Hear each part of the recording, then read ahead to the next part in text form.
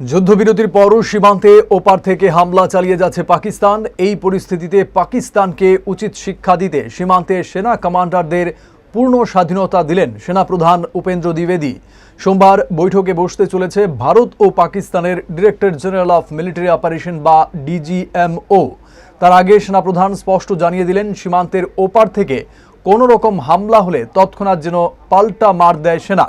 শনিবার সন্ধ্যায় আনুষ্ঠানিকভাবে কার্যকর হয়েছে সংঘর্ষ বিরতি, যদিও তারপরও পাকিস্তানের ওপার থেকে ভারতের দিকে ধেয়ে এসেছে গুলি ও মর্টার। এই পরিস্থিতিতে রবিবার নিরাপত্তা পর্যালোচনায় পশ্চিম সীমান্তের সেনা কমান্ডারদের সঙ্গে বৈঠকে বসেছিল সেনাপ্রধান উপেন্দ্র দ্বিবেদী। সেই বৈঠকে যুদ্ধবিরতির বিষয়ে কমান্ডারদের অবগত করার পাশাপাশি সেনাকে পূর্ণ স্বাধীনতা দেন তিনি। জানিয়ে দেন, পাকিস্তান যদি কোনো রকমভাবে যুদ্ধবিরতি লঙ্ঘন করে তবে এপার থেকেও যেন উচিত শিক্ষা দেওয়া হয় পাক সেনাকে।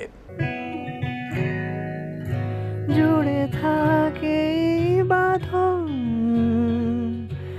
আপনার চেয়েও আপন,